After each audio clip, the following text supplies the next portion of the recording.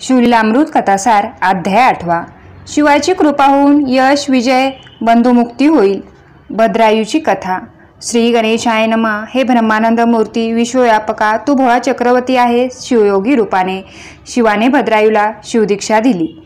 रुद्राक्ष धारण करणे, मृत्यू अंगाला भस्मलेपन कसे करावे याचे ज्ञान दिले. एक अद्भुत शंख आणि खड्ड दिले. युद्धभूमीवर केवळ शंखानाद केला तरी शत्रू भस्म होत असे. त्याच्या मस्तकावर हात ठेवून 12,000 तिचे बळ देऊन आशीर्वाद दिला. हे बाळा, तू ऐश्वर्यवंत, विजयी, भाग्यलक्ष्मी, हृदयात कारुण्यलक्ष्मी, हातात दानलक्ष्मी, भाऊमध्ये वीरलक्ष्मी, देशात साम्राज्यलक्ष्मी, बुद्धीमध्ये विद्यालक्ष्मीचा नित्यवास असो. सुमती भद्रायू सतत शिवयोगाचे ध्यान करीत. भद्रायूचा पिता वज्रभाऊ यावर मगध देशाचा राजा हेमरथ आणि दुसरे अनेक राजे यांनी आक्रमण केले. त्यामध्ये वज्रभाऊ एकटा असल्यामुळे पराभव झाला. शत्रूंनी वज्रभाऊच्या राजाला वेढा घालून सर्व प्रकारचे धन, धान्य, रत्ने, आभूषणे लुटून देशाला नेण्यासाठी घेऊन चालले. राजा आणि प्रधानासह इतर मंत्री आणि राजपरिवारातील स्त्रिया यांना कैद करून नेऊ लागला.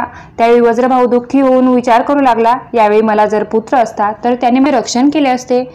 कोण यातून कसे मुक्त करणार? आपल्या पित्याचा पराजय, राज्याचा अपहार, शत्रूकडून कैद या सर्व गोष्टांच्या भद्रायूला समजला. तेव्हा त्याने आपल्या गुरुचे स्मरण करून शिवकवच धारण केले.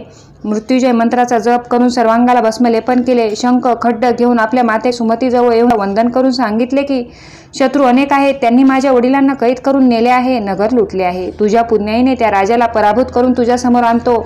सोबत सुनेला घेऊन तो निघाला. ज्याप्रमाणे 2 गरुड सर्पाला निर्भयपणे शोधतात, 2 सिंह हत्तीचा शोध घेत वनात जातात, त्याप्रमाणे भद्रायू सुनय हेमरथाच्या सैन्याचा शोध घेत अरण्यातून चालले. तेव्हा त्यांच्या दृष्टीला हेमरथाचे सैन्य दिसले. त्यांनी गर्जना केली. ते म्हणाले, चोरांनो थांबा, वज्रभाऊसारखी अमोल वस्तू चोरून नेतात, तुम्हाला मी या अपराधाचे शासन करतो. त्यांची गर्जना ऐकून शत्रू सैन्य मागे वळून पाहू लागले. तेवढ्यात भद्रायू सुनय जवळ आले. यांनी बाणांचा वर्षाव करून हेमरथाच्या सैन्याचा धुव्वा उडवला. आपल्या बाजूने कोणीतरी सामर्थ्यवान वीर लढण्यासाठी आले आहेत. हेमरथाचे सैन्य पराभूत होत आहे हे पाहून वज्रभाऊच्या निराश झालेल्या सैन्यात नव चैतन्य आले. ते त्वेषाने लढू लागले. भद्रायूने त्यांच्याजवळील शंख वाजविला, त्यामुळे बाकीचे सैन्य मूर्छित होऊन पडले. हेमरथाचे भद्रायूचे 4 तास घनघोर युद्ध झाले. शेवटी भद्रायूने दिव्य काढले. त्यांच्या तेजाने शत्रू सैनिक भस्मसात झाले.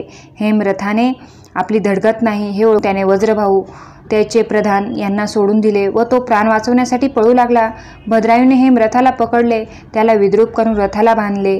हेमरथाने नगरातील मौल्यवान वस्तूंची आणि इतर धनधान्यांची लूट केली. ती भद्रायू पुन्हा मिळवली. गायी पुन्हा हाकलीत नगरात आणल्या. सर्व वस्तू जागच्या जागी परत केल्या. राजस्त्रिया पुन्हा राजवाड्यात सन्मानाने आणल्या. भद्रायूला पाहून वज्रभाऊच्या डोळ्यातून अश्रू वाहू लागले. तो म्हणाला, बाळा, तू कोण आहेस? पराभवामुळे समुद्रात बुडत असताना तू मला वर काढलेस. वज्रभाऊने मिष्टान्न वाढले. सर्व प्रजाजन वज्रभाऊला प्रणाम करण्यासाठी आले.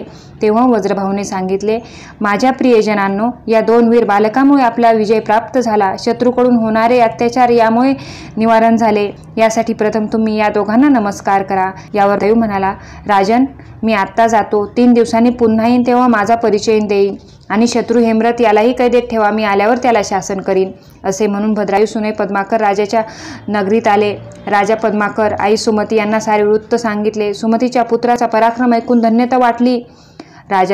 पद्माकर राजालाही ऐकून आनंद झाला. त्यानंतर शिवयोगी चित्रांगद सीमंतिनी यांना भेटण्यासाठी राजधानीमध्ये गेला. त्यांनी जन्मापासून वर्तमान काळापर्यंत भद्रायूची जीवन कहाणी त्यांना सांगितली. भद्रायूने मोठा पराक्रम करून आपला पिता वज्रभाऊ याला शत्रूपासून सोडविले हे वृत्तही सांगितले आणि अशा पराक्रमी कुलवंत राजपुत्राशी कीर्तिमालिन्याचा विवाह करून द्यावा, त्याला आपली जावई करून घ्यावा असे सांगितले. शुभ कार्याला उशीर नको म्हणून शिवयोगाच्या संमतीने भद्रायू सुनई सुमती राजा पद्माकर यांना आणण्यासाठी प्रधानाला वैशाख पाठवले. प्रधानाने आपले चित्रांगद राजाचे प्रधान असून त्यांच्या आज्ञेने तुम्हाला राजकुमारी कीर्तिमालिनीच्या विवाहासाठी निमंत्रित केले आहे. तुम्हाला राजधानीला घेऊन जाण्यासाठी मी आलो आहे. सर्वांनी बसून चर्चा केली, निर्णय घेतला आणि प्रधानासह राजा चित्रांगदाच्या राज्यात निषद देशात आले. ह्या सर्वांचे चित्रांगद राजा सीमंतिनी राणीने स्वागत केले. मंगलवाद्ये वाजू लागली. त्यांच्या मार्गावर फुलांच्या पायघड्या घातल्या. सुवासिनींनी पंचाने त्याला ओवाळले. राजा पद्माकराने आपल्या बरोबर पुष्कळ संपत्ती वऱ्हाडी मंडळी आणली होती. सर्व नागरिक भद्रायूचे सौंदर्य पाहून चकित झाले. लग्नासाठी अनेक देशांच्या राजांना निमंत्रित केले होते. त्यात वज्रभाऊ राजाही होता. भद्रायूला पाहताच राजा वज्रभाऊ त्याच्याकडे आला व त्याचे पाय धरणार तोच भद्रायूने त्याला वरचेवर धरून आलिंगन दिले. भद्रायूने वज्रभाऊ राजाला एकांतात नेले. त्याला तेथे चित्रांगद राजाने वज्रभाऊची पट्टराणी सुमतीला पुढे आणले. वज्रभाऊची सुमतीची भेट होताच वज्रभाऊ पश्चातापाने रडू लागला व स्वतःला साऱ्या अन्यायाबद्दल दूषणे देऊ लागला. परंतु चित्रांगद राजा श्रीमंतनी राणीने दोघांचे सांत्वन केले. पुढील सहजीवनासाठी शुभेच्छा दिल्या. भद्रायूसारखा जावई दिल्याबद्दल सुमतीचेही अभिनंदन केले. वज्रभाऊने भद्रायू व कीर्तिमालिनीला मांडीवर घेऊन आशीर्वाद दिला. भद्रायूने पद्माकर राजा सुनय यांचा परिचय आपला पिता वज्रभाऊला करून दिला. वज्रभाऊने राजा पद्माकराचे ऋण फिटणार नाही अशा शब्दात कृतज्ञता व्यक्त केली. सुमती व भद्रायूला आश्रय दिल्याबद्दल आभार मानले. 4 दिवस चाललेल्या विवाह सोहळ्याचे प्रजेचे निमंत्रितांचे डोळे दिपून गेले. सर्वजण तृप्त मनाने राजा चित्रांगदाचा गौरव करीत स्वराज्याकडे गेले. वज्रभाऊने मोठ्या थाटामाटाने भद्रायू सुमती यांना सोबत चित्रांगदाने हत्ती घोडे दासदासी सोने धन वस्त्रे भरपूर वरदक्षिणा दिली. भद्रायूंना सोडून त्यांच्याकडून वार्षिक कर देण्याचा करार करून त्यांना देशात पाठविले. थोड्या दिवसांनी भद्रायूला राज्य देऊन सुमती वज्रभाऊ शंकराची आराधना करण्यासाठी वनात निघून गेले. ते तेथे त्रिकाल शिवलिंगाचे पूजन करून तप करू लागले. पुढे शंकराने भद्रायूची सत्व परीक्षा घेतली. भद्रायूने शुभेच्छात खंड पडून दिला नाही. त्याचा राज्यकारभार उत्तम होता. त्याची प्रजा सुखी होती. एके दिवशी पट्टराणी कीर्तिमालिनीसाठी गेला असता एवढ्यात एक पुरुष एका स्त्रीच्या किंकाळण्याचा आवाज आला. राजाने थांबून पाहिले. त्यातील पुरुष पुढे धावत येत होता. ओरडत होता, राजा धाव, आपल्या पाठीमागे वाघ लागला आहे. माझ्या पत्नीला भरभर धावता येत नाही. वाघाने पहा तिच्यावर झडप घातली आहे. तिचे रक्षण कर. हे पाहून भद्रायू तोरेने उठला. त्याने भराभर बाण धनुष्याला लावून वाघावर सोडले. वाघाच्या अंगात कित्येक बाण घुसले, परंतु त्याची पर्वा न करता वाघ त्या ब्राह्मण स्त्रीला तोंडात धरून ओढत गिरिकिर्दात निघून गेला. ते पाहून तो ब्राह्मण राजासमोर येऊन शोक करीत म्हणाला, राजा, तू क्षत्रियपणाचा धिक्कार असो. तुझ्या डोळ्या देखत आम्ही तुझे प्रजाजन संकटात असताना तू आमचे रक्षण करू शकत नाहीस. तुझी शस्त्रास्त्र विद्या गुरुने दिलेले खड्ड 12,000 वेळ आहे. ज्याप्रमाणे सज्जनाच्या सहसाविना आश्रम, शिवकीर्तनाविना ब्राह्मणांचे रक्षण आणि शिवपूजाविना संतती, पतिव्रत्याविना नारी, आई वडिलांच्या प्रेमाविना पुत्र, भक्तीविना शिष्य जसे निरर्थक व्यर्थ आहे, तसा संकटात रक्षण देण्यास असमर्थ असलेला राजा त्याचे राजपण व्यर्थ आहे. ब्राह्मणाचा शोक पाहून राजा भद्रायू व्यथित झाला. तो म्हणाला, विप्रवर, माझ्या हातून प्रमाद घडला.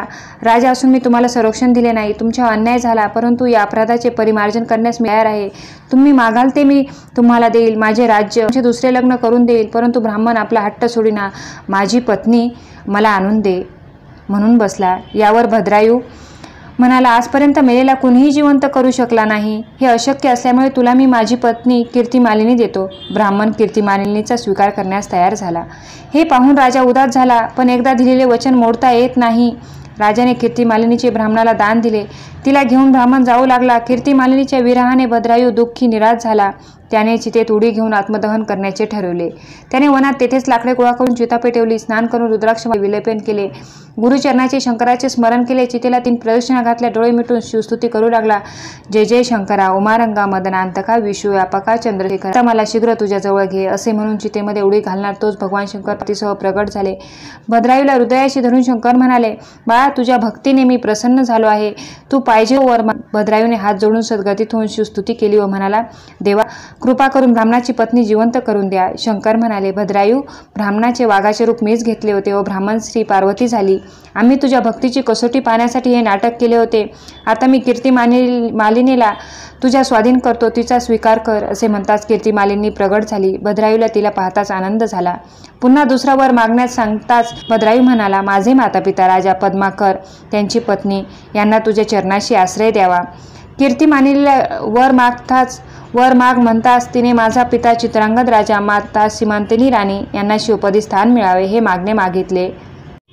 शिवपार्वतीच्या चरणावर मस्तक ठेवले. त्यांच्या वरदानासाठी तथास्तु म्हणून शिवपार्वती अंतर्धान पावले. त्या दोघांवर देवांनी अक्षातून पुष्पवृष्टी केली. पुष्कळ वर्ष राज्य केल्यानंतर राजा भद्रायू राणींनी शिवपदी केले. योग्य वेळ येताच वैश्य राजा पद्माकर त्यांच्याशी श्रीपुत्रासह शिवपदी गेला. भद्रायूचे आख्यान यश दीर्घायुष्य देणारे आहे. या आख्यानातील ओव्या हीच बिल्वपदळे.